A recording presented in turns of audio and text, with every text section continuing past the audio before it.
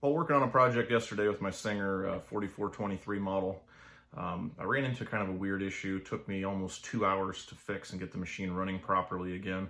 I didn't find very much information other than the simple rethread it, change your needle, check your bobbin thread placement and direction, the typical, pretty easy to troubleshoot if you've used a sewing machine before. So what happened, I'll kind of give you a story on what happened and how I figured it out, how to fix the machine itself, which is actually a pretty easy fix, and I have a feeling it's a very common problem across all brands, honestly. They all pretty much work the same mechanically, which is kind of what I'm more comfortable with than even sewing. So I figured I'd share. This is easy. Save yourself a bunch of money by taking it into a repair shop or whatever. But anyways, I had a pretty heavy gauge material and it ran, I don't know, probably almost 200 inches of stitching flawlessly. I ended up going to the end of the project where the material was overlapped. So there was actually 4 layers and it was pretty thick. So it didn't want to go through the foot right. It wasn't feeding right. It ended up grabbing the needle and pulling it. And the needle came down, hit the table, broke the needle. It happens. You break a needle, no big deal. I stuck a new needle in it, put the thread back through it. I didn't rethread the whole machine. Pulled it out through the back, started to feed the material in. It made maybe 3 to 4 stitches and the machine bound. So I had to turn the hand dial clockwise to remove the needle out of the material. And when I finally pulled it back out, there was just a huge wad of thread on the back side of the cloth. I actually have a test piece when I was diagnosing it to kind of show you what we were fighting with. It looked something like this. And this was from the bottom. So you could see that it was putting a couple stitches in and then blah. So I thought, okay, I didn't rethread the bobbin side. I just replaced the needle, stuck it through. Must be a problem on the bobbin feed. Reasonable.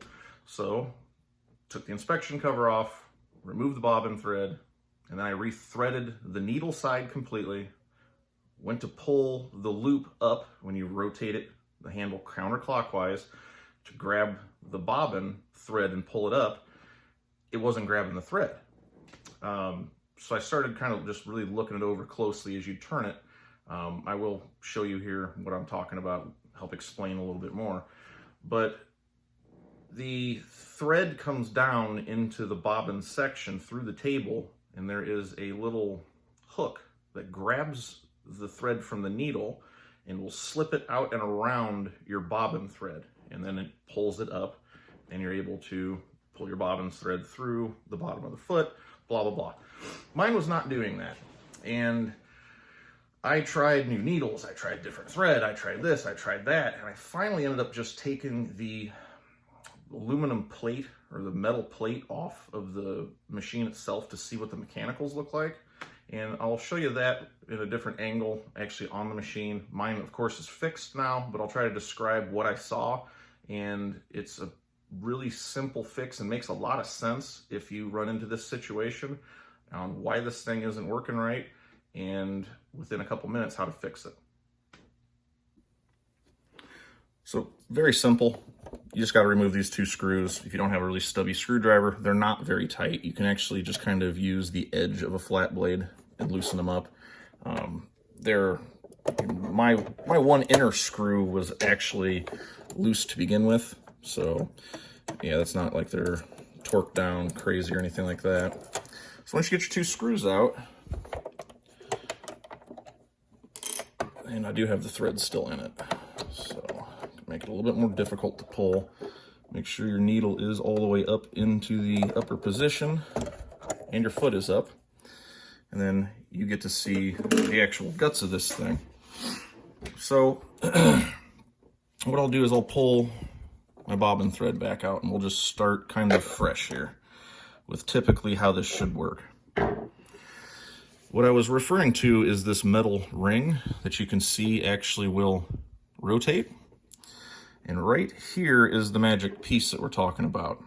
this little slanted piece will actually grab the needle thread on its way around, and it flips it up and will loop it around this guy, your bobbin thread, and pull it up. So what I ended up finding, why mine was not grabbing the bobbin thread, is as it comes down, you see the needle traveling in the down position. Right there is a window where this needle thread has to go low enough to where the angled section will grab it. Just like that.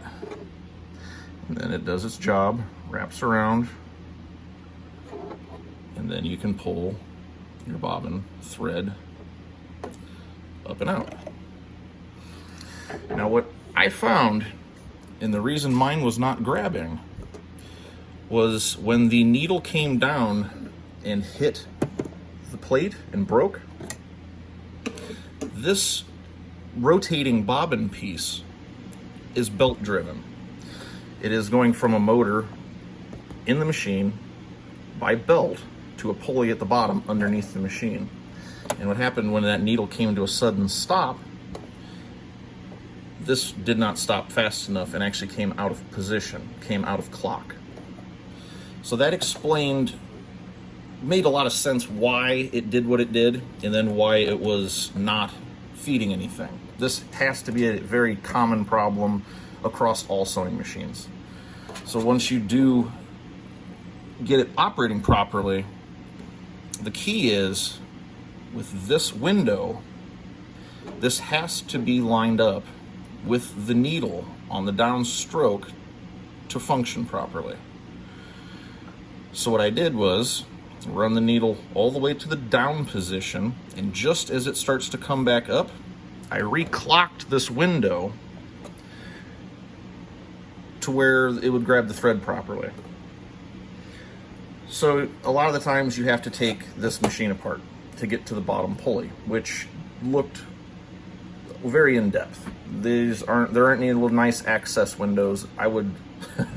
I'm surprised that there is no easy way to get to this to reclock it. I can see this being a problem. Like I said, I mean, most of these machines function the same way. So in order to save myself some time, I was about 2 hours into this project. I was getting really frustrated, about ready to order a new machine at that point. I ended up just saying heck with it. And I rotated this around slightly. I saw it was off about 3/8 of an inch. And I ended up taking my screwdriver and just putting it on the face of that catch tooth, that slanted tooth, and then manually grabbing the rotator handle to move the needle up and down. And you can actually either push this or rotate the handle, and it will allow that belt to slip, because the belt obviously is not incredibly tight. So instead of taking the entire machine apart, I ended up just kind of forcing this back into position, ran it a couple times. I had to adjust it maybe 2 to 3 times to get it right where I wanted, and instantly the machine was fixed. So before you send these things off, check the timing of this bobbin mechanism. It more than likely is going to be your problem. If you're not picking up the thread, it's just because it's out of time, and it's easy to put back into time. So don't think that you're completely out of luck, need to buy a new machine, on the brink like I was. Should be a pretty simple fix. There are a couple different methods you can do. I typically always sew in the center position. If you wanted to move it to the far left position and align it towards the beginning of the opening, that would also be fine. I left mine in the center position and then basically centered the opening, the window opening, in the bobbin mechanism to the needle, just as it starts to pull up. So that's just that simple to fix these things. I have a feeling that there's a lot of sewing machine companies that are doing just this and charging 60, 70 bucks for a diagnostic fee, and there's nothing really wrong with your machine.